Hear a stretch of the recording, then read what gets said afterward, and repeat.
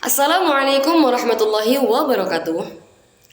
Jumpa lagi bersama saya Ulis Saadah, mahasiswi kelas A12 program studi PJJ-PAI, Fakultas Ilmu Tarbiyah dan Keguruan Universitas Islam Negeri Cybersyah Nurjati Cirebon. Pada kesempatan kali ini, kita akan membahas topik tentang keterampilan bertanya lanjut guna memenuhi tugas mata kuliah Micro Teaching yang diampu oleh Ibu Husnul Khotimah Master Pendidikan. Teman-teman sekalian, keterampilan bertanya lanjut adalah kemampuan yang harus dimiliki oleh seorang guru untuk mengajukan pertanyaan yang lebih mendalam dan terstruktur guna mendorong siswa berpikir kritis, kreatif, dan aktif dalam pembelajaran. Guru tidak hanya mengajukan pertanyaan sederhana, tetapi juga memperhatikan tingkat kognitif berdasarkan taksonomi Bloom, menyusun urutan pertanyaan dari yang sederhana hingga kompleks, serta menggunakan pertanyaan melacak untuk menggali jawaban siswa lebih jauh. Selain itu, keterampilan ini mendorong interaksi antar siswa melalui diskusi atau kolaborasi, sehingga menciptakan suasana pembelajaran yang aktif dan berpusat pada siswa. Melalui keterampilan bertanya lanjut, guru membantu siswa memahami materi secara mendalam dan melatih kemampuan berpikir tingkat tinggi. Mengapa kita perlu menguasai keterampilan bertanya lanjut? Jawabannya terletak pada manfaat besar yang dapat diperoleh, terutama dalam mengembangkan kemampuan siswa untuk menjadi pembelajar yang aktif dan mandiri. Berikut adalah beberapa alasan penting keterampilan ini. Yang pertama yaitu mengatasi masalah. Keterampilan bertanya lanjut membantu siswa untuk menggali informasi yang lebih dalam sehingga mereka dapat memahami akar permasalahan dengan lebih baik. Dengan pemahaman yang lebih mendalam, mereka mampu menemukan solusi yang tepat dan relevan. Yang kedua yaitu berpikir kritis dan tajam. Melalui pertanyaan lanjutan, siswa diajak untuk menganalisis informasi, mengevaluasi sudut pandang, dan menghubungkan konsep-konsep yang relevan. Hal ini mendorong mereka untuk berpikir secara logis dan mendalam. Yang ketiga yaitu mengembangkan ide-ide. Pertanyaan lanjutan juga mendorong siswa untuk memperluas wawasan dan mengeksplorasi ide-ide baru. Mereka dapat menghubungkan konsep yang telah dipelajari dengan gagasan kreatif sehingga menghasilkan pemikiran yang inovatif. Keterampilan bertanya terdiri dari keterampilan dasar dan keterampilan lanjutan. Yang keduanya memiliki prinsip atau pedoman yang sama. Artinya, meskipun tingkat keterampilannya berbeda, hal-hal yang perlu diperhatikan dalam menyusun dan menyampaikan pertanyaan tetap serupa, seperti kejelasan, relevansi, dan tujuan dari pertanyaan itu sendiri. Dalam hal ini, keterampilan bertanya lanjut adalah pengembangan dari keterampilan bertanya dasar yang mencakup kemampuan untuk mengajukan pertanyaan yang lebih kompleks, mendalam, dan melibatkan siswa dalam proses berpikir yang lebih tinggi. Untuk itu, komponen keterampilan bertanya lanjut mencakup berbagai aspek yang mendukung terciptanya proses pembelajaran yang lebih dalam dan bermakna. Komponen-komponen ini dirancang untuk membantu guru mengajukan pertanyaan secara efektif, sehingga dapat mendorong siswa berpikir kritis, menggali potensi, dan berpartisipasi aktif dalam pembelajaran. Berikut adalah 4 komponen utama dalam keterampilan bertanya lanjut.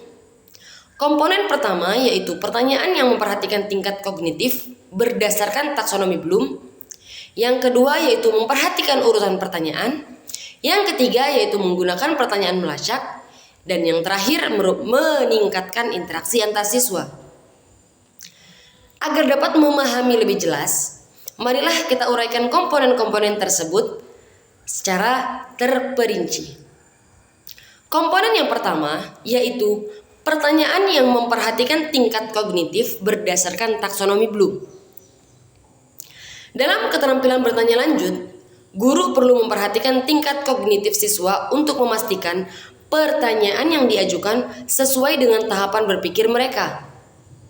Berdasarkan taksonomi Bloom, tingkat kognitif meliputi 6 tingkatan, yaitu mengingat, remember atau knowledge. Pertanyaan pada tingkat ini meminta siswa untuk mengingat fakta, informasi, atau konsep yang telah dipelajari. Contohnya, Apa definisi fotosintesis? Yang kedua yaitu memahami, understand comprehension.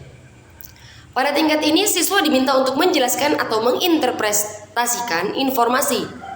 Contohnya, dapatkah kamu menjelaskan proses fotosintesis dengan kata-katamu sendiri? Selanjutnya yang ketiga yaitu menerapkan, apply atau application. Pertanyaan ini mendorong siswa menggunakan pengetahuan mereka untuk memecahkan masalah atau menerapkan konsep dalam situasi baru. Contohnya, bagaimana cara tanaman kaktus beradaptasi dengan lingkungan kering menggunakan prinsip fotosintesis? Yang keempat, menganalisis analis. Pada tingkat ini, siswa diajak untuk memecah informasi menjadi bagian-bagian kecil dan memahami hubungan antar bagian tersebut. Contohnya, apa saja faktor yang mempengaruhi efisiensi proses fotosintesis? Nah, yang kelima yaitu mensintesis.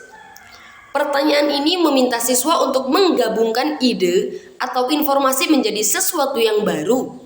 Contohnya, jika kamu seorang ilmuwan, bagaimana kamu akan merancang tanaman yang lebih efisien dalam menyerap karbon dioksida? Dan yang terakhir yaitu mengevaluasi.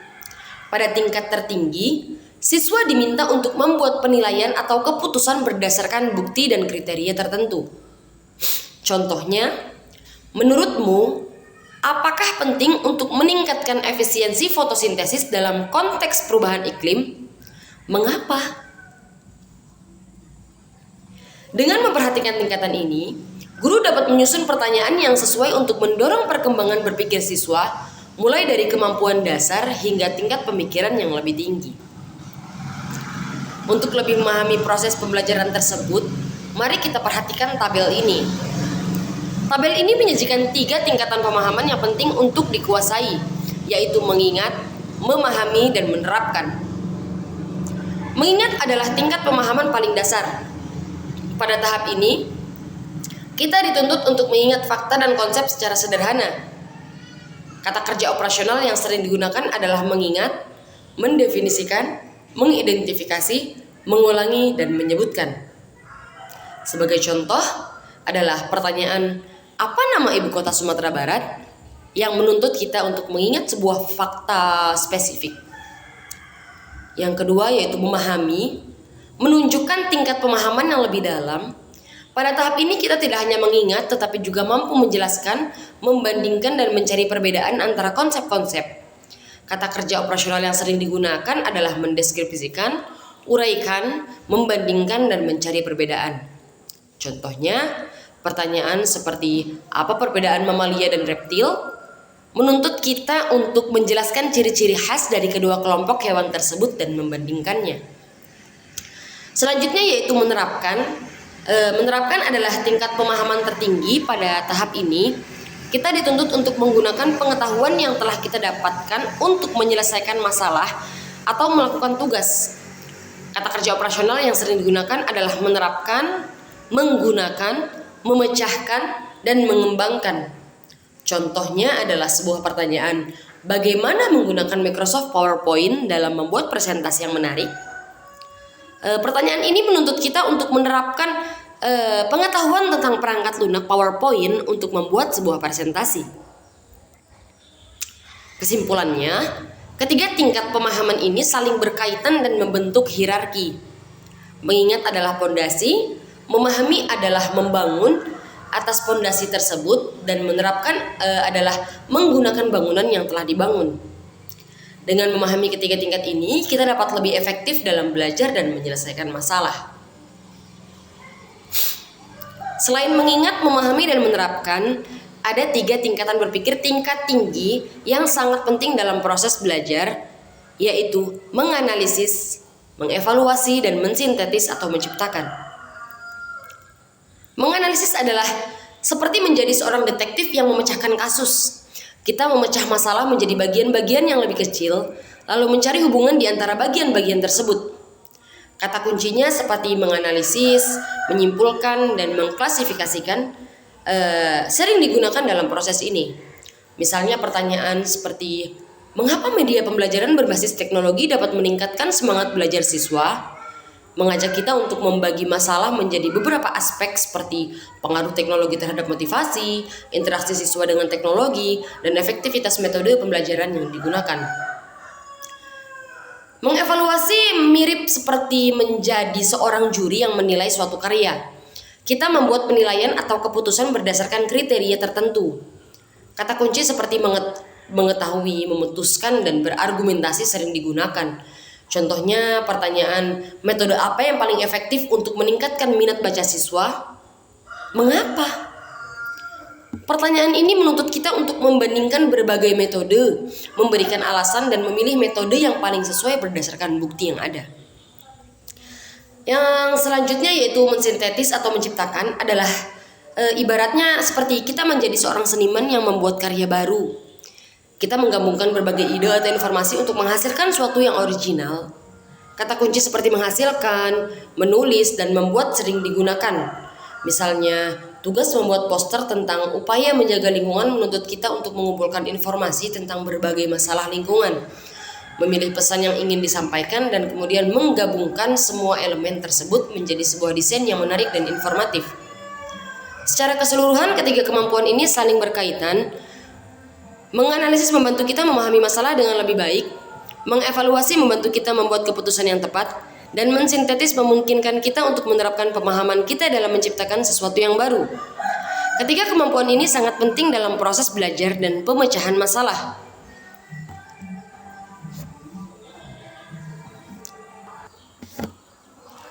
Pernahkah Anda bertanya-tanya bagaimana cara mengukur kemampuan berpikir seseorang? Taksonomi Bloom adalah jawabannya. Gambar tersebut menggambarkan taksonomi Bloom, sebuah model yang mengklasifikasikan tingkat-tingkat berpikir kita. Bayangkan ada sekelompok burung berwarna-warni yang sedang berbaris. Setiap burung mewakili satu tingkat berpikir.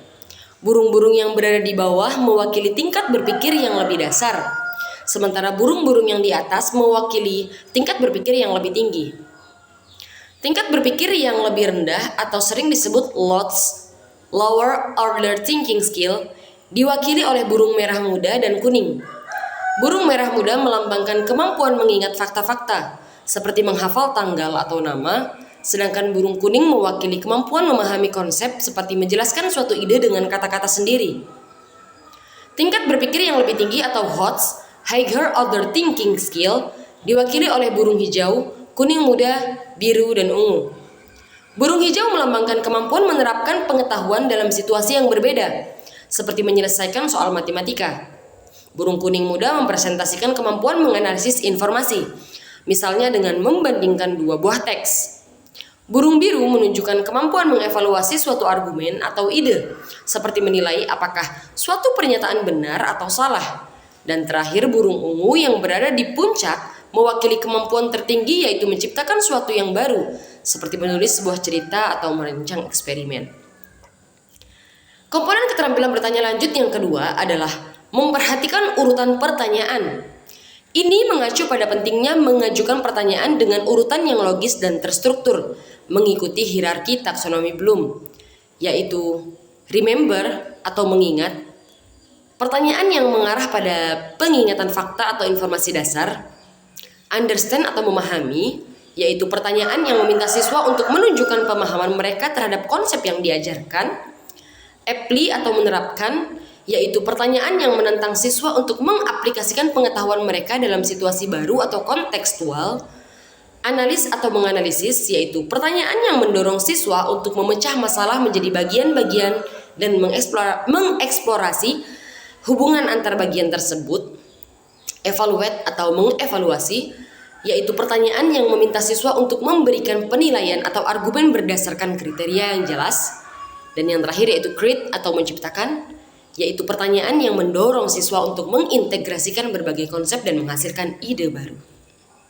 Dengan mengikuti urutan ini, pertanyaan yang diajukan akan mendukung pengembangan pemikiran kritis dan keterampilan problem solving siswa secara bertahap dan sistematis. Komponen keterampilan bertanya lanjut yang ketiga adalah meminta siswa kesepakatan pandangan. Dalam konteks ini, guru mengajukan pertanyaan yang bertujuan untuk meminta siswa menyetujui atau tidak setuju dengan suatu pandangan atau pendapat yang diajukan sebelumnya. Pertanyaan ini mendorong siswa untuk berpartisipasi dalam diskusi dan berpikir kritis tentang topik yang dibahas, serta memberikan kesempatan bagi mereka untuk menyatakan pandangan mereka secara terbuka. Dengan cara ini, siswa tidak hanya mengingat informasi, tetapi juga terlibat aktif dalam proses pemikiran yang lebih mendalam dan dialog yang bermakna. Komponen keterampilan bertanya lanjut yang keempat adalah meningkatkan interaksi antar siswa, yang berarti mengurangi peran guru sebagai pusat pembelajaran dan lebih fokus pada proses interaksi antar siswa. Dalam hal ini, siswa didorong untuk berdiskusi, berbagi ide, dan bekerja sama, sementara guru bertindak sebagai fasilitator yang mendukung proses tersebut. Hal ini mendorong pembelajaran yang lebih aktif dan kolaboratif di antara siswa. Keterampilan bertanya adalah kunci untuk membuka pintu pengetahuan yang tak terbatas. Dengan terus mengasah kemampuan bertanya, kita dapat mengembangkan diri, memecahkan masalah, dan menginspirasi orang lain. Jadi, jangan takut untuk bertanya, karena setiap pertanyaan adalah langkah awal menuju penemuan baru. Cukup sekian pembahasan kita pada kesempatan kali ini. Kurang lebihnya saya mohon maaf. Akhir kalam, wallahul muwaffiq ila aqwamit thoriq. Wassalamualaikum warahmatullahi wabarakatuh.